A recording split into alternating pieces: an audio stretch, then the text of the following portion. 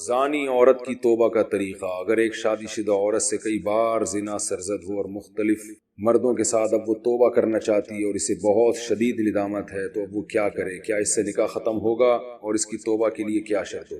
زنا بہت بڑا جرم ہے۔ قرآن میں اللہ نے فرمایا یہ اپنی خواہش پوری کرنے کا بہت برا راستہ، اور کنواری لڑکی کا زنا کرنا بہت بڑا جرم، شادی شدہ کا تو اور بھی بڑا جرم، اور مرد کا زنا کرنا بھی بہت بڑا جرم، عورت کا زنا کرنا اس سے بھی بڑا جرم ہے۔ تبھی اللہ نے جب زانی کی سزا بیان کی ہے نا، تو عورت کا ذکر پہلے کیا۔ قرآن ہر چیز میں مرد کو پہلے ذکر کرتا ہے، عورت کا بعد۔ چور کا ہاتھ کاٹنے کی باری آئی تو اللہ نے فرمایا چور مرد کا بھی ہاتھ کاٹو اور چور عورت کا بھی ہاتھ کاٹو۔ یہاں مرد کا ذکر پہلے، عورت کا بعد۔ لیکن زنا کی جہاں بات آئی، اللہ نے فرمایا زانیۃ والزانی فجلدوا کل واحد منہما مئۃ جلدہ، زنا کرنے والی عورت کو بھی 100 کوڑے مارو اور مرد کو بھی۔ تو یہاں عورت کا ذکر پہلے اس لیے کیا کہ عورت میں زنا کی رغبت کم ہوتی ہے اور اس میں حیا بھی ہوتی ہے، اس کے باوجود اس کا زنا کرنا یہ بہت بڑا جرم ہے۔ مرد کا بھی زنا کرنا بہت بڑا جرم ہے، سزا اللہ نے دونوں کی ایک رکھی ہے، لیکن حقیقت میں یہ فرق ہے ان میں، یعنی عملی طور پر دونوں کی جرم میں فرق ہے۔ اب سزا اللہ نے ایک کیوں رکھی ہے؟ اللہ کی حکمتیں اللہ بہتر جانتا ہے۔ تو شادی شدہ عورت اگر زنا کرے تو یہ اتنا بدبودار جرم ہے کہ قرآن کہتا ہے کہ اگر یہ ثابت ہو جائے گواہوں سے اور اقرار سے ایک مخصوص طریقے سے، تو ان کو زمین میں گاڑ کے پتھروں سے ہلاک کر دو۔ اس لیے بھائی اگر کسی عورت سے بھی یہ جرم ہوا ہے یا مرد سے، تو یہ بہت بڑا جرم ہے، ہلکا نہیں ہے۔ اب اسلامی حکومت نہیں ہے، لہذا اللہ نے پردہ ڈالا ہوا ہے اگر جرم کے اوپر، تو اب سزا تو جاری نہیں ہوگی رجم والی، اور وہ اپنے اوپر خود سے جا کے جاری کروانا بھی کوئی شریعت میں اچھا کام نہیں ہے۔ اب یہ ہے کہ چھپ کے گڑ گڑا کے اللہ سے بہت زیادہ توبہ کرے۔ اللہ غفور الرحیم ہے، بڑے بڑے گناہوں کو معاف کر دیتا ہے، اور آئندہ کے لیے وَلَا تَقْرَبُوا الزِّنَا، قرآن کہتا ہے ایسے کام بھی مت کرو کہ زنا کی طرف تمہاری رغبت ہو۔ اس خاتون کو چاہیے کہ خوب گڑ گڑائے اللہ سے اور کچھ صدقہ خیرات بھی کرے، اور دوبارہ من تاب وآمن وعمل عملا صالحا، جیسے اللہ نے سورہ فرقان میں فرمایا جو توبہ کر لے گا اور اپنے عقیدے کو مضبوط کر لے گا اور آئندہ نیک اعمال اختیار کر لے گا، تو اللہ اس کے گناہوں کو معاف کر دے گا۔ تو ان کو چاہیے خوب اللہ سے توبہ کریں اور آئندہ کے لیے اپنی زندگی تبدیل کر دیں۔ اللہ غفور رحیم ہے، اور اس پھر سچی توبہ کرنے کے بعد اس جرم کو بھول جائیں، نہ کسی کے سامنے تذکرہ کریں، نہ خود سوچیں ایسے جیسے کبھی کیا ہی نہیں ہے، ایسے اپنے بارے میں یہ ذہن میں رکھیں کہ جیسے میں نے کبھی یہ کیا ہی نہیں، بار بار اس کو سوچیں نہیں کریں۔ ناجائز تعلقات میں لیے گئے تحفے کا حکم، اگر کسی کا ناجائز ریلیشن ہو اور محبت میں تحفے کا لین دین ہو تو کیا اب ان تحفوں کا حکم، تو ان تحفوں کا حکم کیا ہوگا؟ کیا وہ واپس کرنا ضروری ہے؟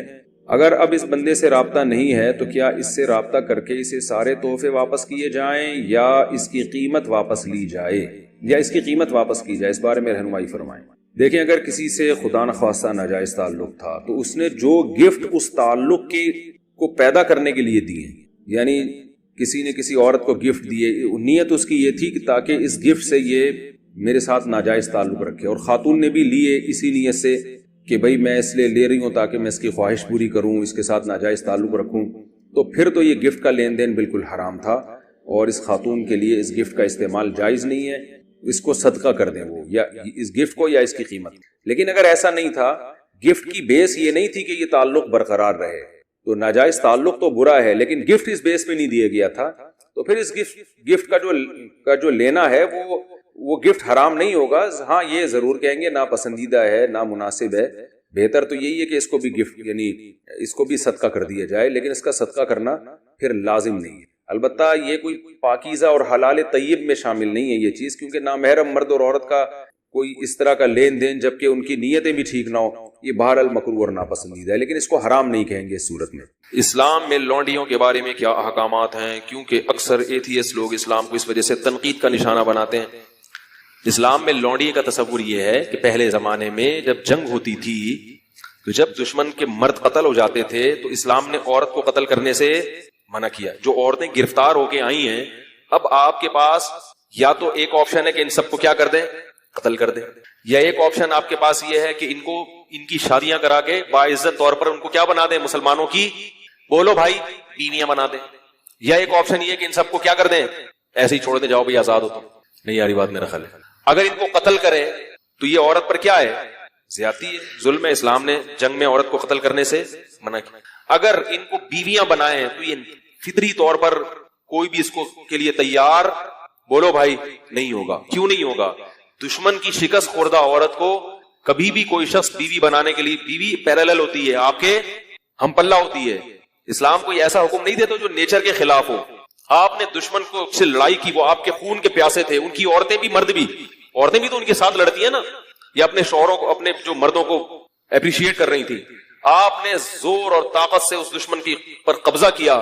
اب ان کی عورتوں کو اتنی عزت ہے کہ اپنی بیوی بنا لیں، یہ عملی طور پر ممکن نہیں ہے. سمجھ میں نہیں آ رہی بات میرا؟ اور تیسرے آپشن کیا ہے کہ ان کو ایسے ہی آزاد چھوڑ دیا جائے. آزاد چھوڑیں گے تو ان کی کفالت کون کرے گا؟ وہ زنا کو پیشہ بنائیں گی. سمجھ میں نہیں آ رہی؟ دشمن کی مزید اولاد پیدا کریں گی. تو اسلام نے درمیان کا راستہ دیا کہ نہ تو ان کو اتنا پروٹوکول دو کہ بیوی بناؤ، بنانا چاہو تو اجازت دے دی، لازم قرار. صحابہ میں بہت سے ایسے ہیں جنہوں نے ان لونڈیوں کو آزاد کر کے بیوی بنایا. خود نبی صلی اللہ علیہ وسلم کی زوجہ حضرت صفیہ، وہ غلام تھی، باندھی تھی، ان کو آزاد کروا کے آپ نے ان سے باقاعدہ نکاح کیا ہے. نہیں آ رہی بات؟ اجازت دے دی کہ بیوی بھی بنا سکتے ہو، لیکن واجب قرار نہیں دیا کیونکہ مینٹلی اس کے لیے کوئی بھی فاتح قوم تیار نہیں ہوتی. تو درمیان کا راستہ دے دیا کہ ان کو باندی بنا دیا جائے. کیا مطلب؟ کہ تمہاری خدمت گزار ہوں گی. اب یہ عملی طور پر ممکن نہیں ہے کہ ایک لڑکی کو، ایک خاتون کو، عورت کو آپ کے حوالے کیا جائے، آپ کا خادم بنا دیا جائے، اور پھر یہ بھی کہہ دیا کہ سارا نان نفقہ کس کے ذمہ ہے. یعنی ریاست نے ان عورتوں کی ذمہ داری اپنے کندھوں پہ ڈالنے کے بجائے مجاہدین پر، ارے بولتے کیوں نہیں، تقسیم کر دی. ریاست اپنے ذمہ اگر ان کا نان نفقہ ڈالتی تو ریاست کو ان سے کوئی فائدہ نہیں تھا. اور ان عورتوں میں بھی تو سیکچوئل ڈیزائرز ہوتی ہیں. اب دیکھو کشمیر میں جب زلزلہ آیا، بالاکوٹ میں کئی ٹرسٹ بن گئے. میں اس وقت چیخ رہا تھا، حالانکہ میں بہت چھوٹا تھا اس وقت عمر میں چیخ رہا تھا کہ اس وقت مہم چلاؤ، یہ عورتیں جن کے مرد قتل ہو گئے ہیں یا بیچارے شہید ہو گئے ہیں زلزلے میں، ان کی شادی کا کوئی انتظام. سب سے بہتر عورت کی کفالت کا طریقہ کیا ہوتا ہے؟ کسی مرد کے حوالے کر دی جائے اور اس مرد پر اس کی ذمہ داری ڈال دی جائے اور اس مرد کے بھی مفاد اس سے وابستہ کر دیا جائے. لیکن ہمارے یہاں ان چیزوں پہ کوئی بات بھی کرے تو کیا ہوتا ہے؟ کو بیوقوف سمجھتے ہیں لوگ. عیدی سینٹر حل تھوڑی ہے ان مسائل کا. تو اسلام نے یہ نہیں کہا کہ ریاست ان کی ذمہ داری اٹھائے گی. اسلام نے کیا کیا؟ وہ مجاہدین پر اس کو تقسیم کر دیا اور باندی بنا دیا کہ تم اس کے مالک ہو. سمجھ رہے؟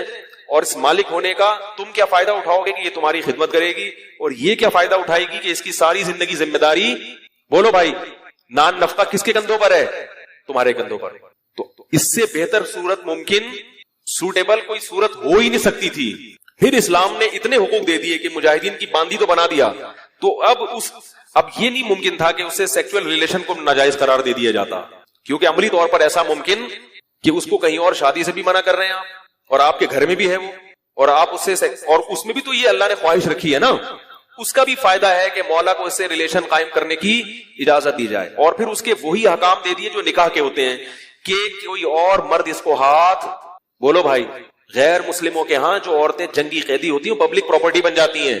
وہ اس کو تو دیکھ رہے ہیں کہ اسلام نے باندی بنایا، اس کو نہیں دیکھتے کہ ہم باندی نہیں بناتے مگر پبلک کی کیا بناتے ہیں؟ پراپرٹی بنا دیتے ہیں. اور اگر اس کو نہیں بناتے تو اس کی سیکچوئل ڈیزائر کا کیا حال ہے؟ اگر آپ کے پاس کیسے سمجھائیں بھائی اگر نہیں بناتے پبلک پراپرٹی تو اس کی جو ڈیزائرز ہیں وہ کیسے پوری ہوں گی؟ تو اسلام نے بہترین حل دیا تھا کہ ان کو بیوی نہ بناؤ بلکہ کیا بنا دو؟ باندی بنا دو، اور ساری ذمہ داری کس پہ ڈال دو؟ اس کے مولا کے کندھوں پہ ڈال دو. اس سے پھر اس کو کچھ پروٹوکول بھی دیے اسلام نے. وہ پروٹوکول کیا دیے؟